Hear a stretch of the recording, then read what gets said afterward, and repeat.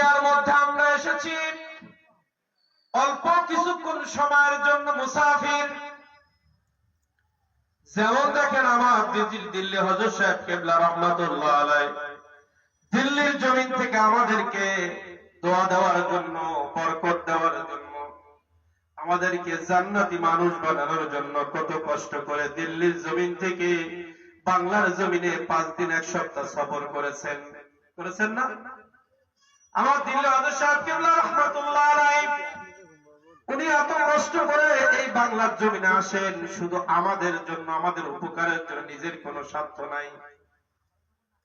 অসুস্থ হয়েও তিনি আমাদের মাঝে ছিলেন, তিনি কোন স্বার্থের জন্য এখানে আসে নাই, শুধু এই গুনাহগার কাটি এবং বাংলার জমিনের মানুষগুলোকে একটু ভালো পথে নেওয়ার জন্য, সওবাত দেওয়ার জন্য। কারণ সাহাবী ওমর ফারুক রাদিয়াল্লাহু তাআলা আনহু ডাইরেক্ট বংশধর আমার হযরত কিবলা রাহমাতুল্লাহ আলাইহি।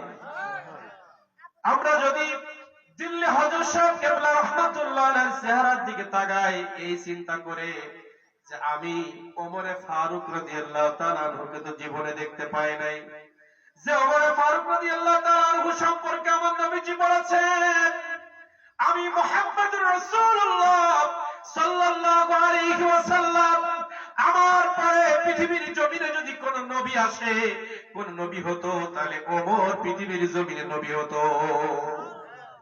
এমন একজন জগৎ বিখ্যাত সাহাবী যিনি কাফেরদের সামনে না আল্লাহু আকবার নারায়ে তাকবীর আল্লাহু আকবার করে দাঁড়াইলে কাফেররা পিছে হাঁটতো। এমন পাওয়ারফুল সাহাবী, কেউ যদি মনে করে এমন জান্নাতি সাহাবী তো আমরা জীবনে কোনোদিন দেখি নাই। আমার দিল্লির হযরত সাহেব কিবলা রাহমাতুল্লাহ আলাইহির চেহারার দিকে তাকাইলে ওমর ফারুক রাদিয়াল্লাহু কে বোঝা যায় না? কি চেহারা আল্লাহ তাআলা তাকে দিয়েছেন, কি হিকমত, কি জ্ঞান, কি পাওয়ার আল্লাহ তাআলা তাকে দিয়েছেন, যিনি সারা বিশ্বে বিভিন্ন জায়গায় হেদায়েতের আলো ছড়িয়ে দিচ্ছেন। আমরা সকলেই দোয়া করি আল্লাহ আমার দিল্লি হযরত সাহেব কিবলা রাহমাতুল্লাহ হায়াত আপনি বৃদ্ধি করে দিন। সকলে দোয়া করব না? এই দিল্লি হযরত সাহেব কিবলা রাহমাতুল্লাহ সফরে আসছেন 5 দিন। আল্লাহ রাব্বুল আলামিন আমাদেরকে সফরে পাঠিয়েছেন, সমগ্র বিশ্বের মানুষকে সফরে পাঠিয়েছেন। তার একটি দলিল আপনাদেরকে দেই। আমাদের বাবা, আমার বাবা, আপনার বাবা পৃথিবীতে আসছিলেন, হয়তো 50 কি 60 বছর পৃথিবীতে ছিলেন, কিন্তু একদিন না একদিন চলে গেছেন। দিল্লি হযরত সাহেব কিবলা রাহমাতুল্লাহ 5 দিন পরে চলে গেছেন। আমরা পৃথিবীতে এসেছি কেউ 50-60 বছর পরে কিন্তু আবার চলে যাব।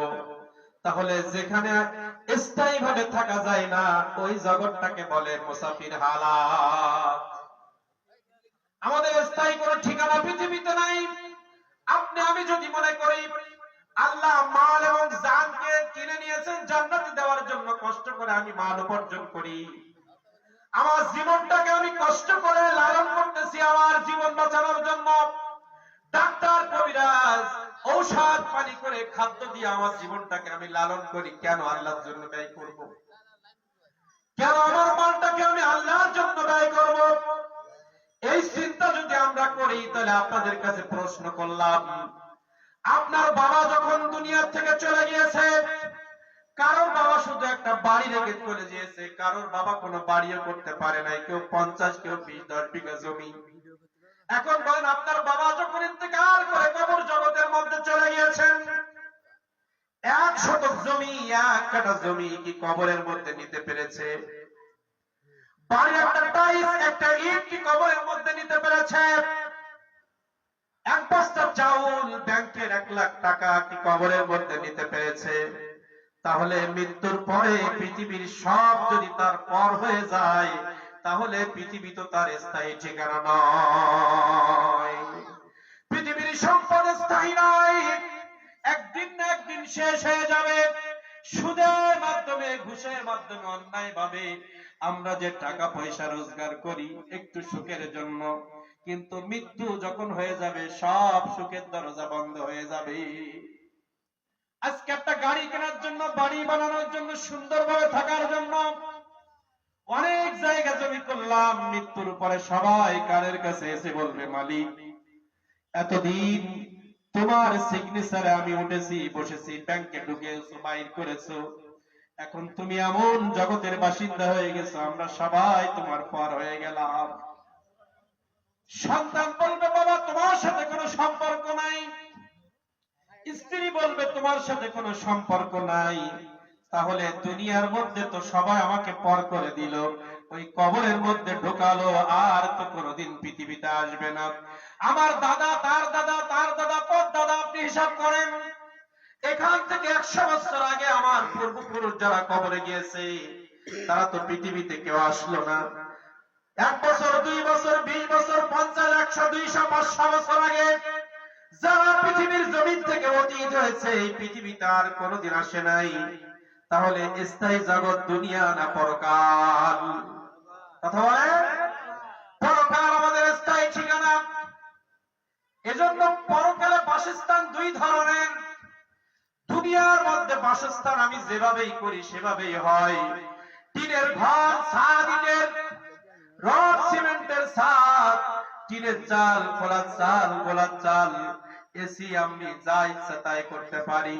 কিন্তু মৃত্যুর পর আমার যেখানে রাখা হবে, আপনার জন্য যে ব্যবস্থা, একজনের পিসাব, মন্ত্রী সাহেব, চেয়ারম্যান সাহেব, এই এলাকার সব থেকে বড় ব্যবসায়ী যিনি, তিনিও মৃত্যুর পরে যে জায়গায় থাকবে, কোটিপতি ধনী, এই আমেরিকার প্রেসিডেন্ট বলেন, বাংলাদেশের প্রেসিডেন্ট বলেন, অস্ট্রিয়া, কানাডা, বিভিন্ন দেশের প্রেসিডেন্ট যদি মারা যায়, তার জন্য যে জায়গা বরাদ্দ, আপনি আমি ভ্যানসানওয়ালা, রিক্সাওয়ালা, দিন মজুর, খেটে খাওয়া মানুষ, দিন আনি দিন খায়, আমিও মরে গেলে সেই একই জায়গা।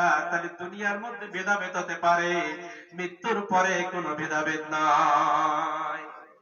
এই মৃত্যুর পরে প্রথম ধাপ কবর। এই কবরের পরে স্থায়ী ভাবে আমাদের 2টা বাসস্থান, একটা জাহান্নাম, একটা জান্নাত। আল্লাহ রাব্বুল আলামিন বলতে পারতেন, ইন্নাল্লাহ হাসতারা মিনাল মুমিনিনা আমওয়ালাকুম ওয়া আমওয়ালাহুম, আনফুসাকুম ওয়া আমওয়ালাকুম বিআন্না লাকুমুল জান্নাহ। এখানে জাহান্নাম বলতে পারতেন, কিন্তু আল্লাহ বলেন তোমার জীবন এবং মাল আমি ক্রয় করে নিয়েছি জান্নাতে দেওয়ার জন্য। তাহলে আমাদের কাজ আছে না নাই? যদি কাজ না থাকতো, কিন্তু জীবন আর মালের কথা আল্লাহ বলতেন না। তার মানে আমার মাল এবং জীবন যদি আমি আল্লাহর রাস্তায় ব্যয় করতে না পারি, মৃত্যুর পর আমাদের জন্য জাহান্নাম অপেক্ষা করছে। যেমন রাতের বিপরীত দিন, দিনের বিপরীত রাত, নেগেটিভের বিপরীত পজিটিভ, নারীর বিপরীত পুরুষ, ছেলের বিপরীত মেয়ে, তেমনি ভাবে জান্নাতের বিপরীত জাহান্নাম। এখন জান্নাতে যাওয়ার জন্য কি কি লাগবে আল্লাহ তাআলা ডাইরেক্ট বলে দিয়েছে। ডাইরেক্ট আল্লাহ বলে দিয়েছেন, তুমি জান্নাতি হতে চাও। এখন যদি এখানে বলি, বাবা কে কে আপনারা জান্নাতে যেতে চান, সবাই হাত তুলবে, জাহান্নামে কেউ যেতে চায় না। কিন্তু যদি বলি, বাবা জান্নাতে যেতে গেলে আল্লাহ তাআলা এই কাজগুলো করতে বলেছেন, তখন আমাদের মধ্যে তালবাহানা শুরু হয়ে যায়। এখন যদি বলি, এখানে হাত উঠান, 20,000 টাকা চাকরি, আপনি 6 ঘন্টা ডিউটি করবেন, 20,000 টাকা বেতন দেওয়া হবে, অধিকাংশ মানুষ হাত উঠাবে, ঠিক না? খুব খেয়াল করে কথাগুলো শুনবেন। এখন যদি আমি বলি 50,000 টাকা মাসিক বেতন, 6 ঘন্টা ডিউটি করা লাগবে, আপনার সময় হাত উঠাবো। কিন্তু যদি বলি 6 ঘন্টা ডিউটি করে 50,000 টাকা ইনকামের জন্য এসএসসি গোল্ডেন, ইন্টার গোল্ডেন, অনার্সে ফার্স্ট ক্লাস পাস লাগবে, পড়াশোনা করতে হবে, বিসিএস পরীক্ষা দিতে হবে, নিবন্ধন পরীক্ষা দিতে হবে, অনার্স মাস্টার্স পাস করতে হবে, এই যোগ্যতা লাগবে, দরকার নেই। তাহলে যোগ্যতা না হলে আপনাকে কেউ টাকা দিবে না। আপনার শ্রম যদি না থাকে, আপনার মেধা যোগ্যতা যদি না থাকে, আপনার দুনিয়ার কেউ টাকা দিবে না। তেমনি ভাবে আল্লাহ যে অর্ডার করেছেন, অর্ডার না পালন করলে আল্লাহ আপনাকে দিবে না। দুনিয়ার বিষয়টা আমরা সবাই বুঝি, কিন্তু এই দুনিয়া তো স্থায়ী যদি হতো, আমরা ইচ্ছা মতো চলতে পারতাম। কিন্তু মৃত্যুর পরে আমাদেরকে আল্লাহর সামনে দাঁড়াইতে হবে। মৃত্যু জীবনের সবথেকে সত্য। যদি আপনি মনে করেন আমি মুসলিম, আমি আল্লাহর বান্দা, তাহলে আপনাকে অবশ্যই আল্লাহর বিধান মানতে হবে। দেখেন আল্লাহ রাব্বুল আলামিন কত মায়া করে আমাদের ডাকলেন, ইয়া আইয়ুহাল্লাযীনা আমানুত্তাকুল্লাহ হাক্কা তুকাতিহি ওয়া লা তামুতুন্না ইল্লা ওয়া আনতুম মুসলিমুন। আল্লাহ তাআলা কাফের বেঈমান মুশরিকদের ডাকে নাই, আপনাকে আমাকে বড় আদর করে ডেকেছেন। ইয়া আইয়ুহাল্লাযীনা আমানু, আমানু মানে বন্ধু। এই ঈমানদারদেরকে আল্লাহ বন্ধুর মতো করে ডাক দিয়েছেন, আমানু। আল্লাহ রাব্বুল আলামিন আল্লাহু ওয়ালিউল মুমিনিন, আল্লাহ বললেন মুমিনরা হলো আমার বন্ধু। এখন মুমিন কারা? যারা ঈমান আনে তারা। ঈমান না হলে মুমিন হয় না। সেই মুমিনদেরকে আল্লাহ ডেকে বললেন, কাফেরদের ডাকে নাই। কারণ যারা আল্লাহকে মানে না তাদেরকে বলে কোনো লাভ হয় না। ইমাম সাহেব যদি আমাকে শ্রদ্ধা না করে, আমাকে না মানে, আমি তার যা বলবো সে শুনবে না।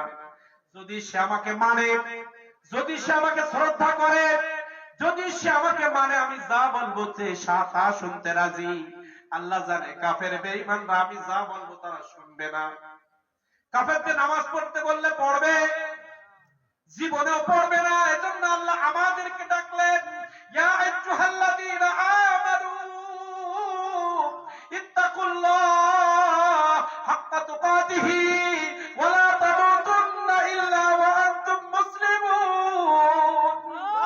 হে পৃথিবীর ঈমানদার আমার বন্ধু, তোমাদেরকে আমি একটা কথা বলি, ইত্তাকুল্লাহ, তোমরা আমাকে ভয় করো, হাক্কা তুকাতিহি, ভয় করার মতো, ওয়া লা তামুতুন্না ইল্লা ওয়া আনতুম মুসলিমুন।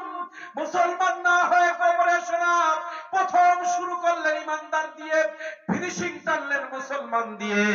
আপনি আমি মুখে যদি বলি আল্লাহ তোমাকে মানি, তোমাকে আল্লাহ বলে স্বীকার করেছি, আমার নবীজি মুহাম্মদুর রাসূলুল্লাহকে আমি নবী বলে মেনে নিয়েছি, এইটা কলবে স্থান দেওয়া, মুখে স্বীকৃতি দেওয়ার নাম ঈমানদার।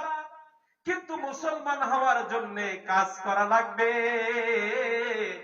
যেমন আপনি SSC enter honours masters pass করে একটা চাকরি পাইলেন, অনেক কষ্ট করে একটা চাকরি পাইলেন, ডিউটি না করলে চাকরি থাকে না।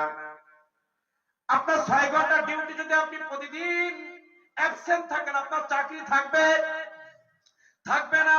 ঈমানদার বলে আল্লাহ ডাকছেন, ঈমানদার বলে আল্লাহ বললেন, ঈমানদার তুমি যদি মুমিন হিসাবে দুনিয়ায় থাকতে চাও, তোমাকে মুসলমান হওয়া লাগবে। মুসলমান মানে কি? আপনি ঈমানদার দাবি করে নামাজ না পড়লে মুসলিম থাকবেন। আপনি মুসলমান দাবি করে যদি সুদ খান, আপনি মুসলিম। কারণ মুসলমানের সিলেবাসের সুদ আছে, মুসলমানের সিলেবাসে বেপরদা আছে, মুসলমানের সিলেবাসের ভিতরে জেনা আছে, মুসলমানের সিলেবাসের ভিতরে ঘুষ আছে। যদি মুসলমানের সিলেবাসের ভিতরে ঘুষ না থাকে, জেনা না থাকে, ঘুষ না থাকে, আপনি খাইলেন কেন? আপনি মুখে দাবি করলেন আমি ঈমানদার, ঘুষ খাওয়ার কারণে আপনি মুসলিম হতে পারলেন না। ঈমানদার হওয়ার পরে মুসলমান হওয়া লাগবে। এজন্য আল্লাহ তাআলা আমাদেরকে ডেকে বললেন। আর এই মুসলমান ঈমানদার টিকে রাখার জন্য দুইটা সবক আল্লাহ তাআলা দিয়েছেন। ইয়া আইয়ুহাল্লাযীনা আমানুত্তাকুল্লাহ ওয়া কুনু মা'আস সাদিকিন। জোরে জোরে কথা বলবেন। আল্লাহ রাব্বুল আলামিন বললেন, হে পৃথিবীর ঈমানদার, তোমরা যদি ঈমানদার হিসাবে পৃথিবীর মধ্যে তোমরা বাঁচতে চাও, চলতে চাও, তোমাদের দুইটা সবক। একটা হচ্ছে ইত্তাকুল্লাহ, 24 ঘন্টা আমার ভয় অন্তরে লালন করা, আর ওয়াকুনু মা'আস সাদিকিন, ভালো মানুষের সোহবতে থাকা। ইত্তাকুল্লাহ মানে দুইটা ট্যাবলেট আল্লাহ দিলেন। আমরা গ্যাস হলে ঔষধ খাই, কারণ গ্যাস হলে বুকে ব্যথা হয়। আমরা যখন নামাজ না পড়ি ঈমান ব্যথাগ্রস্ত হয়, ঈমান কষ্ট পায়, আমার রূহটা কষ্ট পায়। আমার গ্যাস হলে যেমন বুকে ব্যথা হয়, আপনি আমি যখন বেপরদায় চলি, মা বোনরা, আপনার ঈমান, আপনার কলেমা কলঙ্কিত হয়, আপনার কলব কলঙ্কিত হয়, আপনার মুসলমানিত্ব কলঙ্কিত হয়, আপনার ইমানদারিত্ব কলঙ্কিত হয়। লা ইলাহা ইল্লাল্লাহ আপনি যখন বললেন, আপনি তো আল্লাহর কাছে আপনার জীবনটা দিয়ে দিলেন। মুহাম্মদুর রাসূলুল্লাহ বললেন মানে আমার নবীজির সুন্নতের বাইরে আপনি চলতে পারবেন না। আল্লাহ লা ইলাহা ইল্লাল্লাহ মানে আল্লাহ ছাড়া কোনো মাবুদ নাই। কিন্তু আল্লাহ ছাড়া কোনো মাবুদ নাই মানে আল্লাহ যেটা বলেছে সেটা করার নাম হচ্ছে আল্লাহ ছাড়া কোনো মাবুদ নাই। আল্লাহ রাব্বুল আলামিন, আমি কলেমা পড়লাম, আল্লাহ আমি তোমার উপর ঈমান আনলাম, কিন্তু আমি যদি সুদের সাথে জড়ে যাই, সুদ খেতে আল্লাহ নিষেধ করেছেন কিনা? যদি আপনি খান, কলেমা কলঙ্কিত হয়ে যাবে, কলেমা কলের মধ্যে দাগ পড়ে যাবে। খুব হিসাব করে কথা শুনবেন। তাহলে এই কলেমা যাতে দাগ না পড়ে, আমরা তো সবাই রক্তে মাংসে মানুষ, 24 ঘন্টা শয়তান আমাদের ঈমানটারে নিয়ে যাওয়ার জন্য পায়তারা চালাচ্ছে বিভিন্ন ভাবে। বিভিন্ন এনজিওরা আমাদের মা বোনদের ঈমান নষ্ট করার জন্য সারা বাংলাদেশে কাজ করছে। এনজিওরা কথা বলেন, মা বোনদের ঘর থেকে বের করার জন্য আমাদেরকে শয়তান প্রতি মোড়ে মোড়ে ছোঁয়া দিচ্ছে। আজকে দেখেন নামাজ হয়, এখানে সিনেমা চলে মোড়ে। আপনি বলেন, আপনি মুসলমান, আপনি মাথায় টুপি দিয়ে জুমার নামাজে আসেন, আপনি জোহর মাগরিবের নামাজে আসেন, আবার ওই মোড়ে গিয়ে আপনি সিনেমা দেখেন। কি করে আপনি পারেন? আপনার ঈমান কি? আপনি আল্লাহকে বলেন আল্লাহ আমি তোমাকে মানি। এখন আমার বুঝতে হবে আল্লাহকে মানা মানে আল্লাহ যেটা চায় তার বাইরে আপনি চলতে পারবেন না। আল্লাহ 2টা ট্যাবলেট দিয়েছেন আমার রোগ হলে যেমন আমি ওষুধ খাই শরীর সুস্থ করার জন্য, যে শরীরটা সুস্থ করার জন্য ডায়াবেটিস হলে সকালে 1 ঘন্টা হাঁটি এবং ইনসুলিন ব্যবহার করি, প্রেসার হলে প্রেসারের ঔষধ খাই, গ্যাস হলে গ্যাসের ঔষধ খাই, মাজায় ব্যথা হলে মাজার ঔষধ খাই। কেন? এই দুনিয়ায় একটু সুস্থ থাকার জন্য বডিটাকে একটু রিফাইনিং করি, ঠিক না? কিন্তু আপনি বলেন, আপনি যখন মারা যাবেন এই বডি কোথায় যাবে? আপনার আমার শরীরের ভিতরে যে রুহটা আছে এটাই পরিষ্কার পরিচ্ছন্ন করতে হবে আমাদের, কারণ এই রুহটা আল্লাহর কাছে যাবে, বডি যাবে না। এই বডির কোনো দাম নাই। আপনি আমি এক্ষুনি মারা গেলে আমার লাশটা পোকাই খেয়ে নিশ্চিহ্ন করে ফেলবে, কিন্তু আমার ভিতরে যে রুহটা আছে ওটা জীবনে কোনোদিন মরবে না। এই রুহটা আসমান থেকে আল্লাহ রাব্বুল আলামিন 23 বছর জীবনে আল্লাহ রাব্বুল আলামিন মুহাম্মদুর রাসূলুল্লাহ 63 বছর জীবন পৃথিবীতে অতিবাহিত করেছেন। এই 23 বছর জীবনে কোরআন মাজিদ আল্লাহ তাআলা নাজিল করেছেন। এই কোরআন মাজিদে যা বলেছেন, আমার নবীজি যা বলেছেন, এইটার উপরে চললে আমার রূহ তাজা থাকবে। এর বাইরে চললে রূহ মরে যাবে।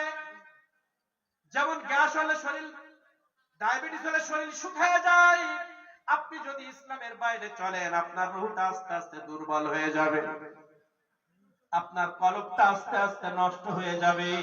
এজন্য কলবটারে পরিষ্কার করার জন্য ঈমানদার হতে হবে। আর ঈমানদার হিসেবে টিকে থাকার জন্য ট্যাবলেট 2টা, একটা হচ্ছে ইত্তাকুল্লাহ আল্লাহর ভয়, আর একটা হচ্ছে ওয়াকুনু মাআস সাদিকিন ভালো মানুষের সাথে থাকা। ইত্তাকুল্লাহর ব্যাখ্যা হচ্ছে আপনি বালেগ হয়েছেন মানে কেউ 12 বছরে বালেগ হয়, কেউ 13 বছরে বালেগ হয়, কেউ 14 বছরে বালেগ হয়, মেয়েরা 9, 10, 11, 12 বছরে বালিগা হয়।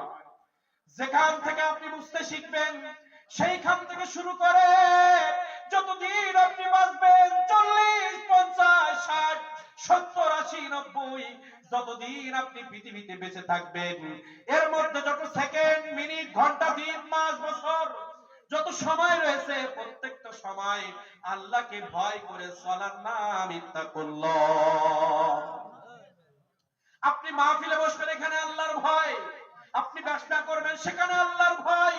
চাকরি করবেন, সেখানে আল্লাহর ভয়। কথা বলেন, চাকরির মধ্যে আল্লাহর ভয় পেলে দুর্নীতি করতে পারবেন না। যারা যে পদে আছে, ধরো ইমাম সাহেব, মুয়াজ্জিন সাহেব থেকে শুরু করে চেয়ারম্যান, মেম্বার, এমপি, মন্ত্রী, অনেক এমপি সাহেব কথা বলেছেন, অনেক চেয়ারম্যান এখানে আসছে, আরো আসবে। কোন চেয়ারম্যান সাহেব যদি তার ডিউটিটা আল্লাহর ভয় করে পালন করে কোনদিন সরকারি কম চুরি করবে না, কোনদিন মানুষের হক সে নষ্ট করবে না, কোনদিন রাস্তার এই সিমেন্ট বালি রাস্তার মধ্যে যে বাজেট আছে বাজেট চুরি করবে না। ঠিক 24 ঘন্টা যদি আল্লাহর ভয় অন্তরে লালন করতে পারে, কোন ইমাম সাহেব সুদের সাথে জড়াইতে পারবে না, কোন ইমাম সাহেব বেগানা মহিলার সাথে কথা বলতে পারবে না, কোন ইমাম সাহেব হারাম খাইতে পারবে না, কোন মুয়াজ্জিন হারাম খাইতে পারবে না, কোন মুসল্লিও হারাম খাইতে পারবে না। কারণ প্রত্যেকটা সময় যদি আল্লাহকে আমি হাজির নাজির রাখি, যে আল্লাহর কাছে আমার স্থায়ীভাবে থাকতে হবে, সেই আল্লাহর সামনে তো অন্যায় করা যায় না,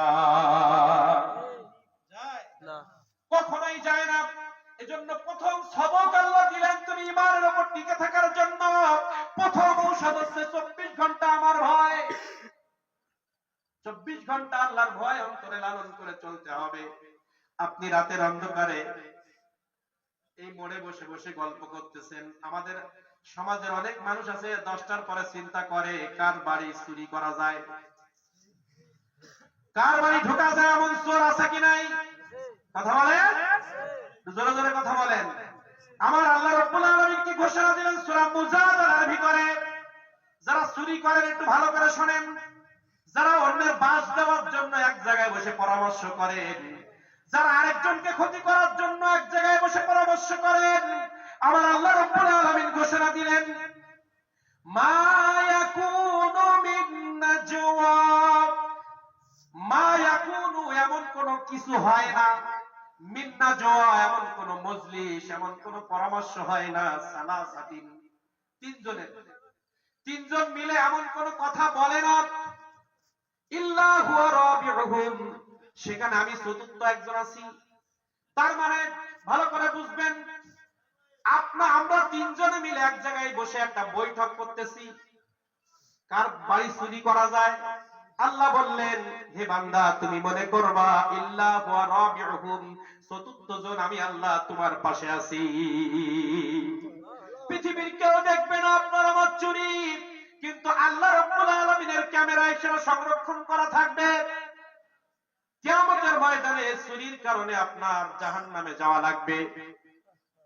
চুরির কারণে আল্লাহ বললেন ওয়ালা খামসাতিন, যদি 5 জনে মিলে পরামর্শ করো, ইল্লা হুয়া সাদিসুহুম, আমি সপ্তম জন আমি সেখানে আছি। ওয়ালা আদনা মিন যালিকা ওয়ালা আকসারা ইল্লা হুয়া মাআহুম, যদি 100, 500, 1000 মানুষ একসাথে বসে তোমরা পরামর্শ করো ইসলামকে কিভাবে ধ্বংস করা যায়। ইসরায়েলের কুলাঙ্গাররা ওরা মনে করেছে পৃথিবীর মানুষ কেউ জানে না। ওই ইসরায়েলের কুলাঙ্গার বিভিন্ন ইহুদি খ্রিস্টানদের সাথে হাত মিলায়ে আমার মুসলমান মা বোনদের ডাইরেক্ট গুলি করে তাদের বুকটা ঝাঁঝরা করে দিচ্ছে। তারা মনে করেছে আমি আমেরিকার সাথে অস্ট্রেলিয়ার সাথে হাত মিলাইছি। আমার মনে হয় এটা কেউ দেখে না। আল্লাহ বললেন এই আমেরিকার প্রেসিডেন্টকে আল্লাহ বলছে বুশ জেরাম বলেন আর বাইডেন বলেন, যাই বলেন, পুতিন বলেন আর যাই বলেন, তাদেরকে আল্লাহ বললেন তোমরা যারা একসাথে মিলে পরামর্শ করে মুসলমানদের ধ্বংস করছো আমি জানি, সব খবর আমি রাখি। আজকে আমাদের মাননীয় প্রধানমন্ত্রীও তিরস্কার জানাইছে। আজকে যারা ফিলিস্তিন এবং গাজায় মুসলমানদের যে নির্যাতন চলছে, মাননীয় প্রধানমন্ত্রী এমনও কথা বলেছে ফিলিস্তিনের 100 ছোট ছোট শিশুকে বাংলাদেশে তারা লালন করবে। আজকে সারা বিশ্ব দেখেছে যার শরীরের মধ্যে মুসলমানের রক্ত আছে, ইমানদার আছে, আজকে ফিলিস্তিনের মুসলমানদের অবস্থান দেখে তাদের